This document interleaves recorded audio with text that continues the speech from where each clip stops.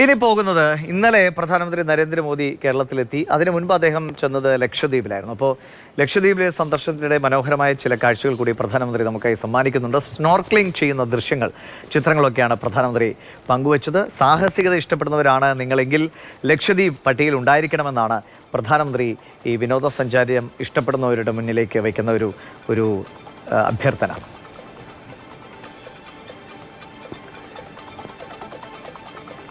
S രാഗിൻ കൊച്ചിയിൽ നിന്ന് വിവരങ്ങൾ നൽകും നമ്മളോട്.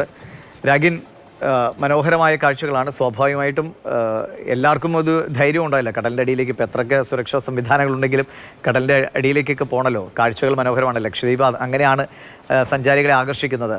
പ്രധാനമന്ത്രിയുടെ ഈ ചിത്രങ്ങൾ തന്നെ വിനോദസഞ്ചാരികൾക്ക് കുറച്ചുകൂടി അങ്ങോട്ടേക്ക് പോകാനുള്ള ഒരു പ്രചോദനമായി മാറും അല്ലേ?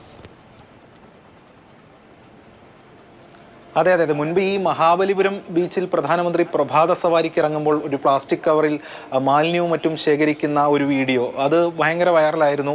അതിനൊക്കെ ശേഷം ഒരുപാട് ചിത്രങ്ങൾ പ്രധാനമന്ത്രി ഇത്തരത്തിൽ തൻ്റെ അക്കൗണ്ടിൽ പങ്കുവയ്ക്കുന്ന ചിത്രങ്ങളൊക്കെ തന്നെ വൈറലായിരുന്നു. ഇപ്പോൾ വീണ്ടും അത്തരത്തിലൊരു ചിത്രങ്ങളാണ് ഇപ്പോൾ വന്നിരിക്കുന്നത്. അതായത് പ്രധാനമന്ത്രി ലക്ഷദ്വീപിലായിരുന്നു. ലക്ഷദ്വീപിൽ നിന്നാണ് കേരളത്തിലേക്ക് വന്നത്. അവിടെ സ്നോർക്കലിംഗ് ആസ്വദിക്കുന്ന ചിത്രങ്ങളാണ് ഇപ്പോൾ അദ്ദേഹം പങ്കുവച്ചിരിക്കുന്നത്. സ്നോർക്കലിംഗ് എന്ന് പറയുമ്പോൾ നമുക്കറിയാം, ഈ ജലോപരിതലത്തിന് തൊട്ട് താഴെ ഈ ശ്വാസം വിടുന്നതിനുള്ള ട്യൂബൊക്കെ ഘടിപ്പിച്ചുകൊണ്ട് അവിടെ ആ നീന്തലും ആസ്വാദനവും ഒക്കെയാണ് അതിൽ ഉള്ളത്. കടലിൻ്റെ അടിത്തട്ടൊക്കെ വളരെ വ്യക്തമായി കാണാം. എന്നാൽ അടിത്തട്ടിലേക്ക് പോകേണ്ടതുമില്ല, സ്കൂബ ഡൈവിംഗ് പോലെ. ആ ഒരു കാര്യമാണ് ഇപ്പോൾ പ്രധാനമന്ത്രി തന്നെ പങ്കുവച്ചിരിക്കുന്നത്. അവിടുത്തെ ഒരു അന്തരീക്ഷവും ഒക്കെ അദ്ദേഹത്തിൻ്റെ പോസ്റ്റിൽ അദ്ദേഹം പറയുന്നുണ്ട്. നിങ്ങൾ സാഹസികത ഇഷ്ടപ്പെടുന്നവരാണെങ്കിൽ ലക്ഷദ്വീപ് എന്തായാലും പട്ടികയിൽ വേണം എന്നാണ് അദ്ദേഹം പറയുന്നത്. ഒപ്പം തന്നെ 140 കോടി ഇന്ത്യക്കാരുടെ ക്ഷേമത്തിന് വേണ്ടി പ്രവർത്തിക്കാൻ, അതിനെക്കുറിച്ച് ചിന്തിക്കാനൊക്കെയുള്ള കൂടുതൽ മാനസികാവസ്ഥ അവിടെ നിന്ന് തനിക്ക് ലഭിച്ചു.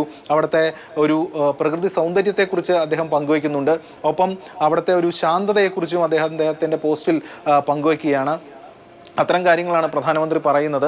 ഒപ്പം ഈ സ്നോർക്കലിംഗ് ചെയ്യുന്ന ഘട്ടത്തിലെ ചിത്രങ്ങൾ, അതോടൊപ്പം തന്നെ കടലിൻ്റെ അടിത്തട്ടിലെ കാഴ്ചകൾ, ആ ചിത്രങ്ങളൊക്കെ തന്നെ അദ്ദേഹം പങ്കുവച്ചിട്ടുണ്ട്. നമുക്കറിയാം, പ്രധാനമന്ത്രി അയോധ്യയിൽ നിന്നാണ് തമിഴ്നാട്ടിലേക്ക് പോയത്. തമിഴ്നാട്ടിൽ നിന്ന് ലക്ഷദ്വീപിലേക്ക് പോയി. അവിടെ നിന്ന് ആണ് തൃശ്ശൂരിലേക്ക് വരികയും അത് തിരക്കിട്ട പരിപാടികളായിരുന്നു. ഇതിനിടയിൽ അദ്ദേഹം ഒരു റിലാക്സേഷനും അത്തരം കാര്യങ്ങൾക്കൊക്കെ സമയം കണ്ടെത്തുന്നു, അക്കാര്യങ്ങൾ പങ്കുവയ്ക്കുന്നു എന്നതാണ് ഇതിൽ കാണേണ്ട മറ്റൊരു കാര്യം. എന്തായാലും സൂചിപ്പിച്ചതുപോലെ ലക്ഷദ്വീപ് പേര് കേട്ടതാണ് ഇത്തരത്തിലുള്ള അണ്ടർ വാട്ടർ ടൂറിസവും അല്ല അത്തരം കാര്യങ്ങൾക്കൊക്കെ തന്നെ. അതിൽ പ്രധാനമന്ത്രി തന്നെ അദ്ദേഹം ആസ്വദിക്കുന്നു. അതിൻ്റെ ബീച്ചിൻ്റെ മനോഹാരിത, അതിൻ്റെ ശാന്തത ഒക്കെ തന്നെ പ്രധാനമന്ത്രി തന്നെ പങ്കുവയ്ക്കുകയാണ് ഇവിടെ. ശരിയാണ് രാഗൻ, മാലദ്വീപിലേക്ക് പോകണ്ട, നമുക്ക് നമ്മുടെ രാജ്യത്തിൻ്റെ ഭാഗമായ ലക്ഷദ്വീപിൽ തന്നെയുണ്ട് ഈ കാഴ്ചകൾ എന്ന് പറയുന്ന ആ രീതിയിലേക്ക് ലക്ഷദ്വീപിനെ വളർത്താനുള്ള നടപടികൾക്ക് കുറച്ചുകൂടി കരുത്ത് പകരുന്നതാകും ഈ ചിത്രങ്ങളുമെന്നൊക്കെ നമുക്ക് പ്രതീക്ഷിക്കാം.